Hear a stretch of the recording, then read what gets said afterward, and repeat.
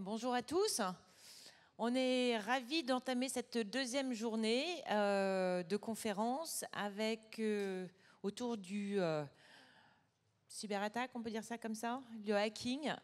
L'idée aujourd'hui, c'est qu'on accueille 3 super hackers qui seront là pour justement vous accompagner et de vous démontrer comment les marques peuvent être susceptibles d'être hackés d'une certaine manière, répondront à toutes vos questions. Donc j'ai le plaisir d'accueillir, vous n'avez pas des noms faciles sans rien, enfin on veut pseudo, il faut quand même se les faire, Sax, Doomer et Zax.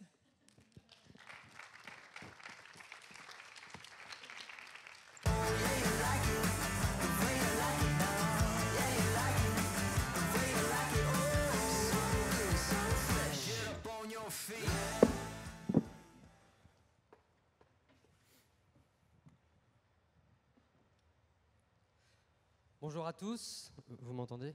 C'est bon, ok. Bonjour à tous, tout d'abord merci encore pour l'invitation. Donc sur les 25 prochaines minutes, on va parler d'un terme, donc d'un néologisme, je crois que c'est la manière très polie de le dire, qu'on appelle la cybersécurité. De manière plus amusante, c'est un terme fourre-tout pour regrouper plein de métiers autour de la sécurité des systèmes informatiques et des technologies informatiques qui évoluent très vite. L'idée à travers ces 25 minutes, c'est de vous présenter qui on est et à quoi on sert dans ce fameux univers et très large univers qu'est la sécurité informatique. C'est de vous faire un petit peu peur avec ce qu'on voit sur le terrain et comment vivent les entreprises qu'on accompagne ou qu'on aide au quotidien, ce qu'on appelle de la cybercriminalité et des cyberattaques. Ce n'est pas que de vous démoraliser, c'est aussi d'essayer de vous fournir à la fin des gestes d'hygiène numérique qui vous permettront au quotidien de vous prémunir face à une menace qui malheureusement se veut croissante. Donc je me présente, tout d'abord je m'appelle Brice Augrage, je suis le fondateur de BZ Hunt avec Victor Poucheret, mon associé. C'est une entreprise bretonne et si je devais demander à ma grand-mère de décrire mon métier, je suis payé pour casser, c'est à peu près ce qu'elle a compris. Mes parents décriraient plutôt de quelle connerie on a fait de lui laisser un ordinateur depuis qu'il avait 10 ans et de s'amuser sur Internet. Mais très concrètement, les entreprises font appel à nous pour les pirater légalement et les aider à se prémunir. Les résultats de la bêtise, au bout de, on va dire, 10 à 15 années d'expertise et de travail dans le domaine, ça a été être capable de rentrer chez du Google, du Facebook, du Apple, du Amazon, finalement toutes les boîtes du CAC 40 et du S&P 500.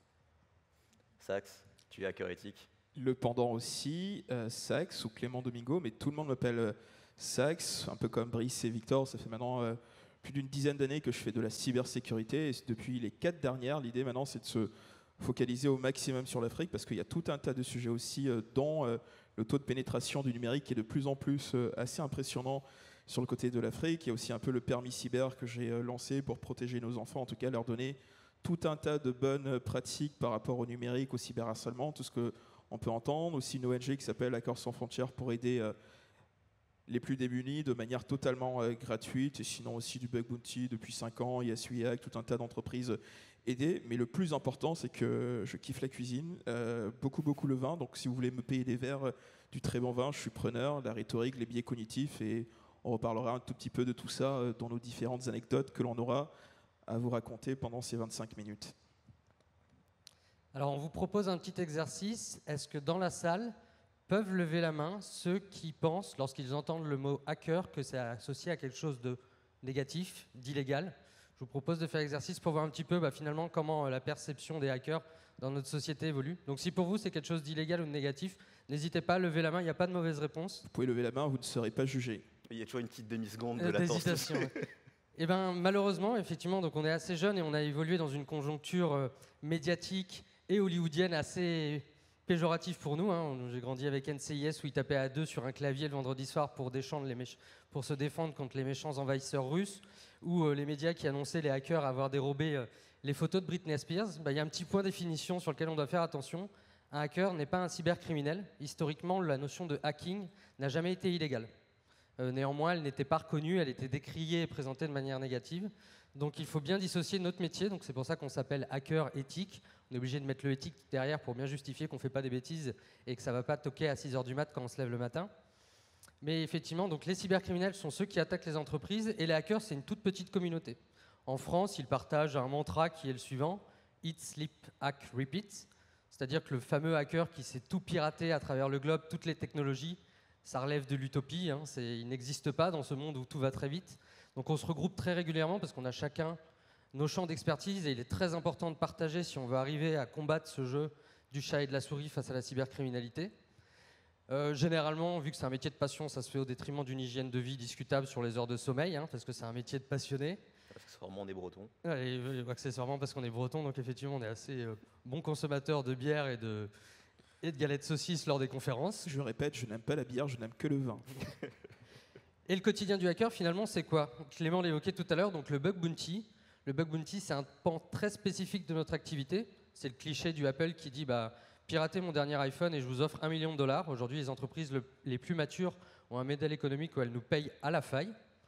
C'est des choses plus classiques, donc les tests d'intrusion, c'est justement ces entreprises qui disent je vous donne une semaine et sur une semaine, montrez-moi tout ce que vous arrivez à trouver et comment me prémunir, corriger mes failles.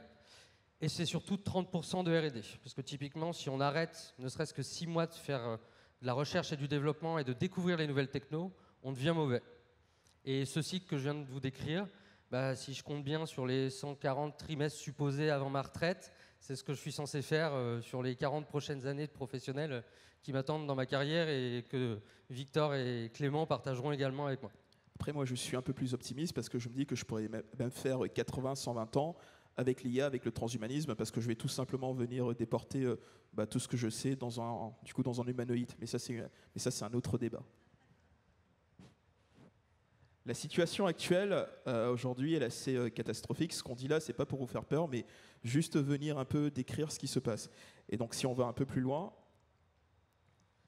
Quand on essaye de manière très scientifique, mathématique, de décrire une situation, on pourrait se dire on va essayer de s'appuyer sur les chiffres. On vous présente ce qu'on appelle le pifomètre sérieux. Le pifomètre sérieux, c'est un moyen pour beaucoup d'entreprises à travers le globe, qui sont très sérieuses, d'essayer de prendre des statistiques sur à quel point la situation est en train de se dégrader. Donc on pourrait écouter par exemple une grande entreprise comme Sophos qui nous dit en France, une entreprise qui se fait attaquer par ce fameux rançon logiciel, donc c'est l'ouverture accidentelle le lundi matin quand on vient de festoche et qu'on n'est pas très frais, et là toutes les données de l'entreprise sont chiffrées, il faut payer et passer à la caisse. Donc Sophos par exemple nous dit pour une entreprise, une attaque comme ça coûte en moyenne $313 000. Ok, très bien, premier indicateur. On a le CERT Santé, donc le CERT Santé en France, c'est un comité de surveillance 24/24/7/7 qui répertorie tous les incidents du domaine de la santé, donc les hôpitaux, les EHPAD, etc., qui nous dit entre 2021 et 2022, on a plus 50% d'actes de cybercriminalité et d'attaques observées. Ok, deuxième chiffre, soit. Et puis un dernier, c'est Google Project Zero, donc c'est une équipe de recherche technique de chez Google qui dit sur un tout petit périmètre de produits les plus répandus sur le globe, on observe environ 50% de croissance, enfin x 2,5% de vulnérabilités qui sont mis généralement le vendredi soir par des petits filous sur Twitter à disposition de n'importe qui et qui forcent les équipes techniques à revenir en urgence pour appliquer les correctifs le week-end. Ces chiffres-là, ils sont bidons. Ils sont bidons parce que malheureusement, on a une obligation de transparence en tant qu'entreprise à l'échelle de l'Union européenne depuis 2018 de communiquer lorsqu'on subit un acte de cybercriminalité. Et ces statistiques sont établies sans prendre en compte de ceux qui font encore malheureusement à date le choix de l'omerta et de la non-communication. Pour plein de raisons. Image de marque, réputation. Et surtout la honte aussi, parce que beaucoup de personnes, hélas, et surtout d'entreprises, jusqu'en 2023, se faire hacker, c'est honteux. Et donc il y a beaucoup qui ne parlent pas, alors que dans certains milieux, on sait que telle ou telle autre entreprise s'est fait hacker. Donc je vous propose qu'on oublie les chiffres. Et peut-être, Victor, souhaites-tu nous présenter comment on rentre dans une entreprise? Oui, le focus, c'est de se dire comment est-ce qu'il rentre finalement, comment est-ce qu'il casse les systèmes d'information d'une entreprise. De manière assez simple, et je pense que vous avez déjà la réponse, c'est aujourd'hui on est à peu près à 70% sur du vecteur d'entrée humain et 30% sur de la faille vraiment très technico-technique. Le problème aujourd'hui, c'est que beaucoup d'entreprises vont faire un focus sur le fait d'avoir des budgets pour acheter des solutions de cybersécurité qui leur coûtent extrêmement cher. Mais le problème, c'est que quand on ne maîtrise pas finalement la première pierre qui est de la cybersécurité, qui est l'humain, et ne serait-ce que cartographier par exemple ses actifs informatiques, c'est un petit peu comme si vous mettiez une Ferrari dans les mains d'un enfant de 3 ans, vous allez aller super vite, mais potentiellement vous allez aller droit dans le mur et ruiner en plus un joli billet au passage. Un peu plus en détail, quand on parle un peu de motivation, pourquoi demain votre entreprise, en tout cas tous autant que vous êtes ici dans l'auditorium à suivre cette conf, pourquoi vous allez vous faire attaquer? La première, aujourd'hui de loin, c'est un peu le ransomware, c'est un peu les motivations financières. Ce n'est pas si anodin que ça qu'aujourd'hui qu'on voit une résurgence de groupes cybercriminels qui sont de vraies entreprises hyper bien aussi bien entraînés. On dénombre aujourd'hui 150 groupes cybercriminels qui font la pluie et le beau temps. Un petit chiffre juste pour vous donner, pour vous rendre compte. En 2021, un groupe qui s'appelle Conti, ils ont fait 85 millions de chiffre d'affaires, et un autre qui s'appelle Lockbit, qui est le plus connu, 185 millions. Mais dans la réalité, c'est bien plus. Après, on va parler un peu des motivations stratégiques, géopolitiques, activisme. Sur la géopolitique et sur l'activisme, si je vous parle un peu d'Anonymous, est-ce que vous avez déjà entendu parler de ce groupe Anonymous? Oui, j'imagine. Ce groupe-là, il fait de l'activisme. Donc ça veut dire que ses motivations derrière, on va être sur de l'idéologie. D'ailleurs, je vais vous prendre un petit exemple qui s'est passé chez nous, ici en France. Vous savez, à la rentrée, on a énormément eu ce débat-là autour de l'abaya. J'imagine que tout le monde ici en a entendu parler. Mais ce que vous ne savez pas, c'est qu'il y a vraiment là, pour le coup, des petits groupuscules qui ne sont pas du tout au même niveau que les groupes cybercriminels très pointus, les APT, qui ont lancé toute une vague de cyberattaques sur des sites de e-commerce, vraiment des WordPress, des Joomla. Et c'est pas loin quand même en fait de 500 sites qui ont été attaqués, et surtout où la page a été défacée. Donc ça veut dire que le message principal a été remplacé par un message de propagande. Et ça a eu un pourvoir de nuisance assez fou. Puis après, un peu plus loin, on a aussi un peu tout le côté ciblage indirect. Un concurrent qui va un peu vous avoir en ligne de mire. Et au niveau un peu des approches, on a l'extraction, le chiffrement, la destruction, donc dans le cas un peu de ce qui s'est passé dans le conflit russo-ukrainien. Et un petit focus très important sur la dernière partie, côté un peu approche, sur ce qu'on appelle de la double à la multiple extorsion. Aujourd'hui, soit les cybercriminels vont rentrer dans votre réseau, ils vont prendre la data, ils vont l'extraire. Deuxièmement, ils vont la chiffrer. Donc là, on est un peu sur la double extorsion. Troisièmement, on va commencer à lancer des attaques de type DDoS. Le DDoS, pour expliquer de manière simple, c'est le lundi matin ou le vendredi juste avant les soldes. Il y a des petits malins ou les concurrents qui commencent à saturer votre site web de telle sorte à ce qu'on ne puisse plus du tout y avoir accès. Et le quatrième niveau, qui lui est beaucoup plus insidieux, beaucoup plus fou, on vous attaque, on récupère vos données et on va commencer au contraire à venir littéralement menacer vos partenaires, vos clients, en leur disant « Regardez un peu l'entreprise avec laquelle vous commercez, on a toutes leurs données et donc vos données. Donc s'ils ne paient pas, on va diffuser l'information. » Et donc Victor là va nous faire un petit focus sur une petite attaque. Bien, on a un Rex qui est extrêmement intéressant là-dessus. Mais avant de rentrer dans ce détail-là, il y a un petit point de contexte que j'aime bien donner, c'est finalement quand on papote cyber, on entend énormément parler de ça au quotidien, mais une question qu'on nous pose souvent, c'est « Ok, Victor, Brice, Clément, moi, mon entreprise, elle n'a pas forcément d'intérêt, est-ce qu'on viendrait me cibler moi ?» En fait, malheureusement, c'est que la réponse c'est oui. Aujourd'hui, les attaquants, ils ciblent large, c'est de la pêche à la grenade. Ils s'en prennent même à des hôpitaux, à des établissements publics. Tu évoquais tout à l'heure la commune et les mairies. Aujourd'hui, ça ne paye pas. Et pourtant, ils tapent tellement large qu'ils s'en prennent quand même finalement à ce genre d'établissement, même à des hôpitaux pour enfants. Ils n'ont pas de morale, ils n'ont pas de foi. Et d'autant plus, on va dire, si on recible un petit peu sur votre cœur d'activité. D'ailleurs, on a eu la chance d'échanger avec quelques-uns d'entre vous hier à la précédente soirée, qui était super agréable, soit dit en passant. On voit qu'en fait, vous générez énormément de données. Il y a certaines personnes qui sont sur la régie publicitaire, d'autres qui sont sur du data analyst, enfin sur de l'analyse des données, pardon. Il y a d'autres personnes qui sont vraiment beaucoup plus axées marketing. Vous êtes au cœur de très nombreux échanges, et en fait, ça fait de vous des cibles d'intérêt. Je vous propose qu'on rentre un petit peu dans le Rex, plus spécifiquement. Et la raison pour laquelle j'aime bien ce Rex, c'est qu'il il est vraiment la pierre angulaire entre les trois facettes principales de la cyber, qui sont l'humain, la technique et l'organisation. Ouais, cet exemple, ça a été le plus marquant de ma carrière, dans le sens où on a été formé à apprendre la technique, à réparer des machines. On n'a jamais été formé à réparer un humain. Et dans un contexte de cyberattaque, la notion de viol numérique, de cambriolage numérique, on se retrouve avec des clients où des fois 4 ou 5 ans après, ils vous partagent encore les reliquats qu'ont laissé ces actes de cybermalveillance et ce qu'ils vivent finalement comme un traumatisme numérique. Et il n'y a pas d'exagération dans mon propos, puisque se forment même aujourd'hui des psychologues spécialisés sur ces thématiques précises. Donc là, en l'occurrence, on parle de l'année 2021, année 2021 où les services de messagerie de Microsoft ont pris plutôt cher. Donc il y a eu plusieurs failles assez graves qui sont sorties sur les réseaux sociaux et qui ont été mises à disposition des cybercriminels, qui permettaient depuis l'extérieur de prendre le contrôle des services de messagerie Exchange de plusieurs entreprises.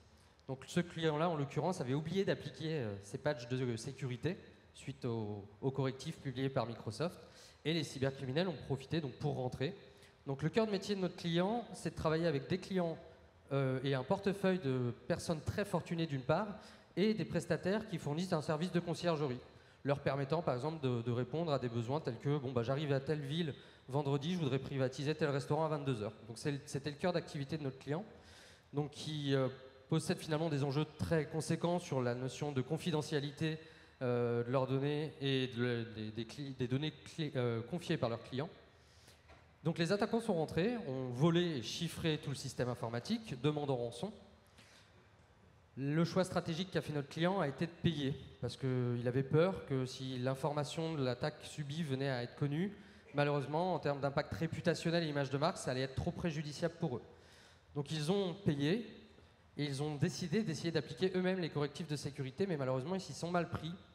À partir du moment où on paye une fois, on bénéficie malheureusement de la part des cybercriminels d'une étiquette écrite pigeon sur le front. Et ils savent qu'ils vont revenir, et généralement, ils sont assez créatifs. Donc ils sont revenus sous moins de 30 jours. Et cette fois-ci, ils ont monté une fausse association sur le territoire français, dans le but de faciliter l'évasion fiscale. Et ils sont venus se greffer sur l'ensemble des flux de messagerie utilisés dans le cadre de leur activité pro pour changer les IBAN, donc c'est ce qu'on appelle de la fraude à l'ordre de virement international, et émettre à leurs clients fortunés des factures avec le mauvais RIB et le mauvais IBAN, et à leurs prestataires de services de conciergerie également des fausses factures. Préjudice total, 630 000 € pour la fraude à l'ordre de virement international, 300 000 € pour le paiement de la rançon, sans parler des impacts annexes. Donc finalement, ce qu'ils voulaient éviter initialement, ils ont fini malheureusement par en payer les conséquences. Et surtout, cet exemple, il nous a marqué parce qu'il a eu un impact humain. Qu'est-ce qu'on peut dire, parce qu'on a une obligation de conseil lors de ce genre de situation vis-à-vis de ces acteurs-ci, qu'est-ce qu'on peut dire et quel genre de questions on peut se poser quand on constate que ça aboutit sur un licenciement de la directrice financière et de la responsable com pour faute grave, quand on est face à un client qui n'a jamais mené aucune action de sensibilisation de ses collaborateurs. Alors que ce n'était absolument pas de leur faute. Lorsqu'on a finalement des salariés qui ne sont pas sensibilisés à ces thématiques-ci, qui sont tout de même de niche, parce qu'il faut les rendre accessibles, il faut les vulgariser pour qu'on puisse prendre conscience des risques. Bah là, je pense qu'il y a un vrai débat à amener autour du droit du travail et la notion de faute grave liée à une conjecture de cybersécurité. L'une des raisons pour laquelle on choisit cet exemple-là aussi, c'est que vous avez 3 key takeaways en fait à prendre ici. Le premier, c'est que cet acteur du luxe traite de la donnée sensible. Au quotidien, avec la quantité de data que vous assimilez, que finalement vos services accumulent et traitent, vous êtes capable de rentrer de manière extrêmement profonde dans la vie privée d'une personne. Et ça représente un danger qui est extrêmement élevé. Le second, finalement, c'est l'aspect humain. Vous avez un doute sur un mail, quelque chose qui vous paraît finalement suspicieux sur vos process, mais n'hésitez pas à vous retourner. Et le troisième point, justement, c'est cet aspect organisationnel qu'on vient d'évoquer. Je t'en prie, continue. On avait ensuite prévu de vous faire un autre retour d'expérience, cette fois-ci un côté étatique où il y a eu en Afrique, mais pourquoi? Parce qu'ensuite il y a eu des répercussions ici même en France et surtout une cellule de crise qui a été montée au niveau du Quai d'Orsay. Mais on s'est dit qu'on n'allait pas le faire, on allait plutôt vous reparler d'autres choses. On aime bien un tout petit peu la dystopie, vu que là on parle vraiment beaucoup de données, beaucoup de data, d'IA. Et là, on va faire une petite expérience immersive ensuite. En tout cas, on va essayer d'ouvrir un peu plus vos cerveaux. J'espère que vous êtes bien assis. Jusqu'ici, pour hacker des systèmes, en tout cas nous, dans notre quotidien, on a besoin de matériel. On a besoin vraiment derrière ce qu'on appelle des labs. Donc pour ça, on va acheter des serveurs, on va acheter des ordinateurs, on va acheter tout un tas de choses pour tester les vulnérabilités. D'ailleurs, est-ce que vous savez ça, qu'est-ce que c'est? Est-ce que certains savent? Oui, je vois, il y a une main levée. Pour ceux qui ne savent pas, c'est ce qu'on appelle couramment un petit Tamagotchi pour hacker.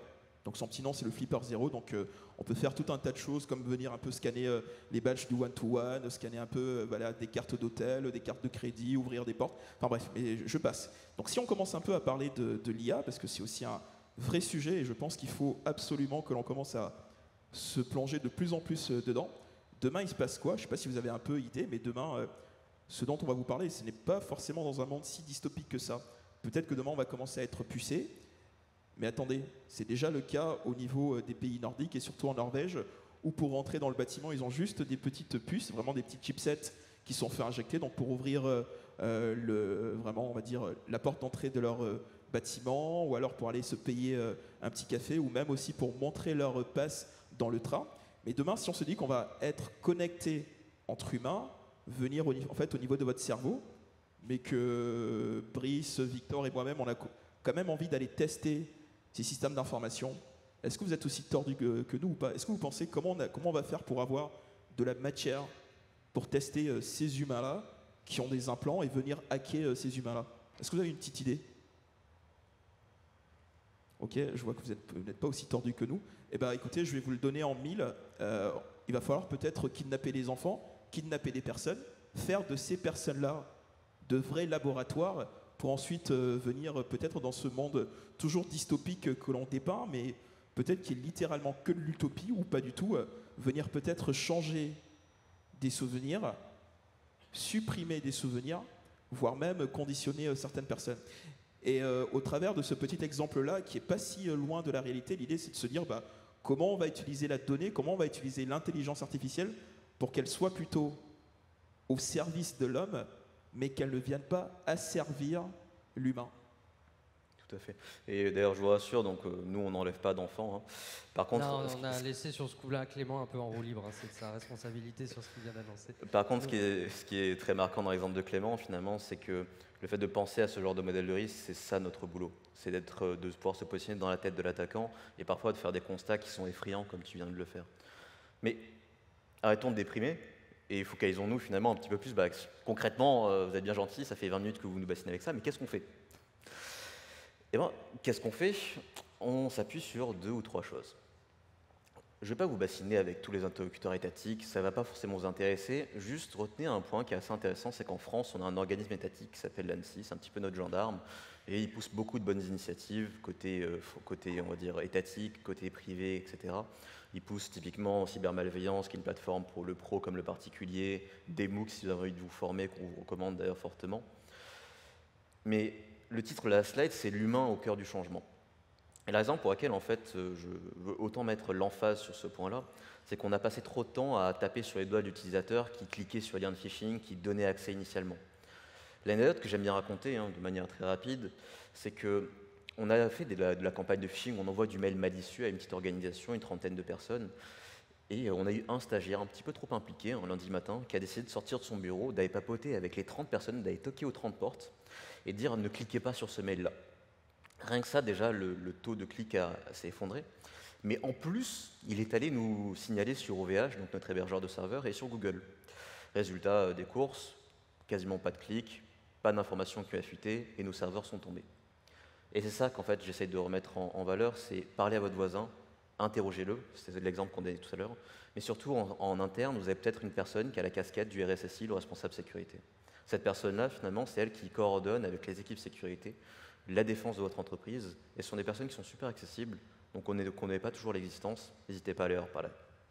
Je voudrais compléter ce que dit Victor. Aujourd'hui, vous êtes, j'imagine, majoritairement tous là dans un contexte professionnel. Vous l'avez peut-être vu au cours des dernières fêtes de Noël, au moment où vous attendiez vos colis Amazon, la réception de SMS qui se voulait de plus en plus précis. Aujourd'hui, on a une vraie professionnalisation des cybercriminels qui ciblent les citoyens, les particuliers français. Donc vous sortez là d'un contexte totalement professionnel et vous vous retrouvez en tant qu'individu à être ciblé. Les sujets de cyberharcèlement sont en train d'exploser, et là j'imagine que vous pensez directement au risque qu'encourent vos enfants. Même nous, en tant qu'acteurs privés, on reçoit des volumétries de demandes qui sont effrayantes, parce qu'à date, en 2023, en tant que citoyen français, si vous vous retrouvez en situation de détresse, mis à part cybermalveillance qu'évoquait Victor, si vous allez en gendarmerie déposer plainte, je peux vous garantir qu'au bout de 6 mois, vous recevrez malheureusement une clôture de votre dépôt de plainte, faute de preuves par le procureur qui ne sait pas comment faire pour mener une enquête dans le cyberespace. Donc il y a un vrai danger et une vraie action de sensibilisation à faire auprès de votre entourage familial et finalement pas qu'une responsabilité professionnelle. Et du coup, à l'échelle individuelle, qu'est-ce qu'on fait? On va essayer de repartir avec 6 commandements aujourd'hui, je pense, simples à retenir, qui pourraient être appliqués dès la fin de cet échange. Le premier, ce serait une séparation de l'usage professionnel et personnel du matériel. Je vous présente 3 exemples qui aujourd'hui ne sont pas du James Bond ou du Ocean Eleven, mais vraiment des choses qu'on voit sur le terrain. À gauche, c'est ce qu'on appelle un OMG cable. Ça s'achète sur Internet sans vérifier votre numéro de SIRET. Et c'est un clavier contrôlé à distance où dès qu'il est branché à votre ordinateur, on peut lui faire ce qu'on veut en 4 secondes dans la main sur votre machine. Ce qui est très intéressant, c'est que c'est un câble qui est le plus simplement possible. Je viens, vous avez votre ordinateur, est-ce que je peux juste recharger mon téléphone parce que j'ai plus de batterie et vous êtes infecté? Ça, on s'amuse à le faire livrer dans les entreprises en colis cadeau. Ou c'est distribué dans les événements. Au milieu, c'est une cigarette électronique sortie d'une usine d'un certain pays asiatique qui a été conditionnée pour s'attaquer au poste d'un dirigeant d'une très grande entreprise.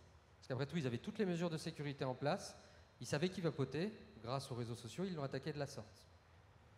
À droite, c'est un exemple malheureusement d'une collaboratrice qui s'est retrouvée à exposer son entreprise parce qu'elle ne voulait pas payer les rechargements de vie sur Candy Crush Saga. Donc elle en a téléchargé une version craquée sur un store un peu discutable et malheureusement, compte mail pro et compte VPN de la boîte exfiltré par le poste son téléphone professionnel qui s'est retrouvé infecté. Ransomware sur toute l'infra. Alors le second point, je pense, c'est celui que vous en avez entendu le plus parler, et peut-être celui qui vous ennuie le plus. On ne serait pas en train de faire une conférence sur la cybersécurité si on ne vous disait pas de mettre à jour vos équipements. Alors je sais que c'est atroce le lundi matin, avant d'arriver au daily briefing à 9 h, d'avoir son poste qui redémarre. Ça nous affecte tous, nous compris. Mais il y a un véritable intérêt derrière ça, et je pense qu'on peut vous donner juste un petit chiffre qui est le suivant. L'année dernière, Microsoft, donc Windows, en un jour, ils ont patché, ils ont corrigé 67 vulnérabilités en un seul correctif. Et aujourd'hui, en fait, toutes ces failles-là, quasiment toutes critiques, on s'en sert quand on rentre dans des systèmes informatiques, on rebondit, on saute de système informatique en système informatique, on exploite toutes ces vulnérabilités, toutes ces failles-là. Et le coup, pour s'en protéger, c'est de pleurer parce que l'ordinateur se met à jour juste avant le meeting. Désolé. Le troisième point, je pense que vous avez tous entendu, vous avez peut-être tous reçu les exigences sur il faut saisir des mots de passe complexes, il faut essayer d'en utiliser un différent par site. Bonjour, la charge mentale, c'est absolument inutile. On a une petite technique quand même pour générer un mot de passe unique. Notre gendarme étatique qu'évoquait Victor tout à l'heure propose des solutions de coffre-fort numérique gratuits, comme KeePass par exemple, qui vous permet de vous décharger mentalement de cette charge qui est de se souvenir de chaque mot de passe pour chaque site. Et ça, on sait que finalement, c'est un peu dans l'esprit collectif, c'est important. Et malgré ça, on continue de rajouter des mesures. Quand vous saisissez un mot de passe complexe, maintenant, quand vous vous connectez sur un site internet, vous avez peut-être remarqué que vous receviez un code à 6 chiffres par SMS. Et bien même ces mesures-là, aujourd'hui, qui sont une deuxième couche de sécurité, se retrouvent rendues totalement caduques par ce génie du mal. Donc je vous présente un petit diable en puissance qui a commencé ses faits d'armes à 13 ans sur un jeu vidéo qui s'appelle Minecraft. Il s'amusait à embêter les autres gamins. Il s'est très vite rendu compte qu'embêter les autres gamins, c'était pas rentable financièrement. Donc il s'est mis à développer des stratégies dites d'ingénierie sociale. Comment je peux m'amuser à appeler tous les opérateurs américains et faire en sorte d'usurper l'identité de riches investisseurs en crypto-monnaie dans le but de dire je suis à Hawaï en vacances, j'ai perdu mon téléphone, faites-moi livrer un doublon de ma carte SIM à telle adresse pour pouvoir passer outre le code reçu par SMS. Ce gamin, entre 13 et 18 ans, là, il vient juste d'écoper de 3 ans de prison, donc dans 3 ans, il est de nouveau sur le marché. Il a juste eu à rembourser 300 000 $ sur les 27 millions qu'il attend à la sortie où ils n'ont pas pu prouver l'origine du vol et de là où il a été pioché les fonds. Il faut aussi dire que c'est lui qui est à l'origine d'un tweet sur le compte de Trump ou encore vraiment de Bezos où il invitait les utilisateurs à acheter une crypto-monnaie. Donc assez redoutable. 10 minutes le coup de fil au service technique Twitter pour arriver à compromettre Twitter. Et autre chose aussi que vous avez peut-être entendu, toujours un peu dans ce même, sur le côté aussi très social engineering, trop de conditionnement, MGM, Las Vegas, qu'ils ont perdu en fait des millions de dollars, 15 minutes aussi au téléphone, c'est comme ça qu'ils compromettent ce mastodonte qui est chiffré à plus de 39 milliards en termes un peu d'actifs. Donc si vous voulez retenir quand même une chose, c'est les coffres-forts de mots de passe, c'est cool, un seul mot de passe à retenir, et puis pour le petit code que vous allez retenir, que vous allez récupérer, évitez le SMS idéalement, la petite application sur le téléphone, le Google Authenticator ou l'application de Microsoft, ça marche bien et je vous assure ça nous casse les pieds. Ça c'est toi. Les équipements sans surveillance, j'imagine qu'ici tous dans la salle pour venir à Biarritz, vous avez au moins pris soit le train, soit l'avion ou votre voiture. Si vous êtes dans les deux précédents cas, dites-vous que ça ce sont des photos qui sont assez récentes, où il y a là sur la photo qui est toute, en tout cas vous sur votre droite, une personne qui était juste à côté de moi, déjà sans filtre de confidentialité, qui allait téléphoner littéralement pendant 10 minutes avec son autre téléphone à côté, l'ordinateur totalement en accès libre, et elle, j'aurais pu la compromettre juste, entre autres avec ce petit équipement, mais avec d'autres équipements dont on vous parlait juste avant, en 10 secondes. Mais prenez le temps de le faire, et vraiment sur la gauche, donc là, littéralement fou, donc un autre salarié d'une autre entreprise quand même européenne cotée en bourse, qui était, je pense, en train de suivre son module de sécurité, mais peut-être pas de manière très assidue, luminosité à fond. Donc vraiment pensez à ça, parce que ce n'est pas si anodin. Ouais, finalement, si vous avez peut-être les deux derniers points à retenir, c'est que vous avez des solutions de sécurité avec votre entreprise, vous avez des solutions de sécurité qui sont incorporées à vos équipements informatiques, utilisez-les. C'est autant de petites barrières. J'aime bien faire l'analogie, vous savez, du saut de haie. Vous faites un 100 mètres et vous devez sauter en tant qu'attaquant au-dessus de toutes les haies, de toutes les barrières. plus vous mettez de barrières, plus à un moment ou à un autre, l'attaquant va trébucher et se casser le pif. Pour vous donner un exemple simple, le temps moyen pour un groupe russe entre l'ouverture pas très frais de festoche le lundi matin et le petit mail accidentel, jusqu'à compromission complète de l'infrastructure, on est sur des temps moyens de 7 minutes, quelle que soit la taille du parc, avec les souches virales qu'ils utilisent. C'est très violent, c'est très rapide, et chaque petite haie, justement, rallonge le temps et permet aux équipes informatiques d'arriver à sauver potentiellement votre entreprise. Ça n'est pas un constat d'échec. Utilisez ce que vous avez sous la main et n'oubliez pas que l'humain est au cœur du changement. On a eu 25 minutes pour essayer de susciter des questions autour de finalement qui on est, à quel point c'est la catastrophe, qu'est-ce qu'on peut faire chacun en tant que salarié ou citoyen. Dans tous les cas, il y a une chose à retenir, on aurait pu appeler cette conférence cybersécurité droit dans le mur, point d'interrogation. 15 000, c'est le nombre de postes vacants non pourvus dans le domaine de la cybersécurité pour aider nos entreprises à se protéger. On a fait plus 3 000 en un an, et c'est Microsoft qui le dit. Aujourd'hui, on travaille avec toutes les écoles à travers le globe et elles nous disent d'ici 3 ans, on arrivera peut-être à former 600 jeunes sur le marché du travail. Donc si vous avez des enfants, je pense que vous savez quoi leur dire en rentrant ce soir à la maison. Mais le métier qu'on fait là à l'heure actuelle, et on le fait de manière légale, on a pu le faire grâce aux efforts qu'ont fait nos prédécesseurs il y a quelques années qui se réunissaient en cachette. Et notre job à l'heure actuelle, c'est de rendre ce sujet accessible de manière vulgarisée pour espérer susciter des vocations. Et surtout, au-delà de ça, c'était vraiment de montrer qu'on pouvait faire surtout les choses dans un cadre qui est très légal, qui est très éthique, et au-delà vraiment que l'éthique elle-même soit chic, je pense qu'on peut aussi dire que le hacking est chic. Merci. Merci vous. On a le temps pour une ou deux questions avant de vous laisser. Il n'y a pas de questions? Ouais, Bête? Ouais, c'est parfait.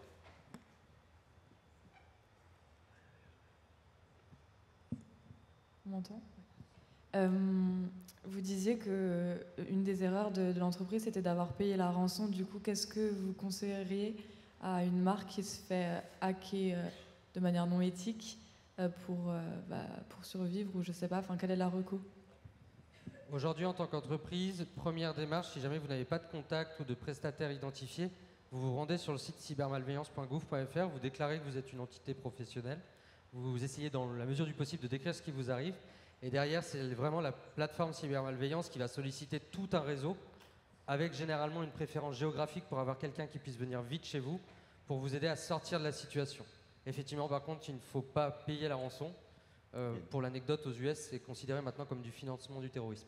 Surtout pas payer. Et puis moi, je rajouterais autre chose dont on n'a pas du tout parlé, mais on aurait pu faire aussi une petite digression très importante là-dessus, ne pas du tout faire la politique de l'autruche.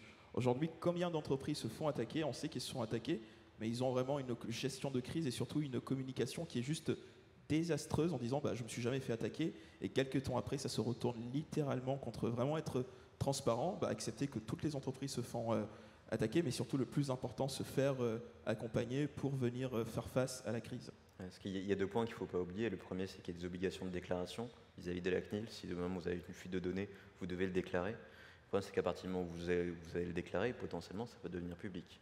Donc, si vous avez quelque chose qui devient public, en fait, autant maîtriser la communication. Et je pense sur un événement qui est lié justement à l'expérience du digital, etc. Le fait d'être proactif finalement sur sa communication de crise, ça peut de temps en temps vous permettre de transformer un désastre en une force. Paradoxalement, on a vu des entreprises qui ont réussi à capitaliser sur un incident de cybersécurité de par le fait qu'elles ont réussi à maintenir la confiance et le lien avec l'utilisateur final, avec le partenaire, avec le client. Merci. Mais je ne sais pas si quelqu'un avait une question, mais...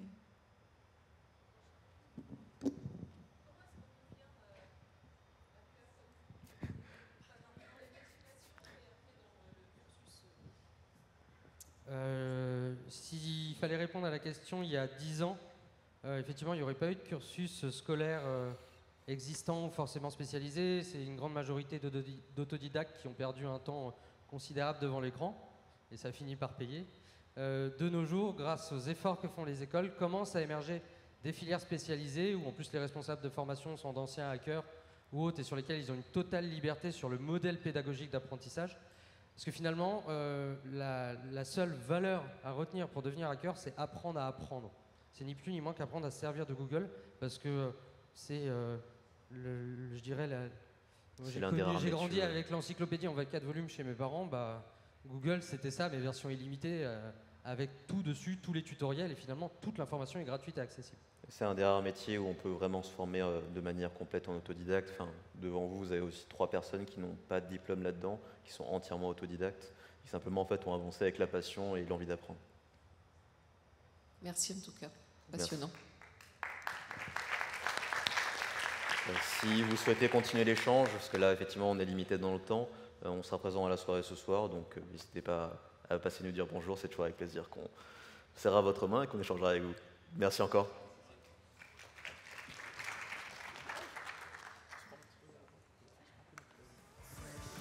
Hop, c'est bon.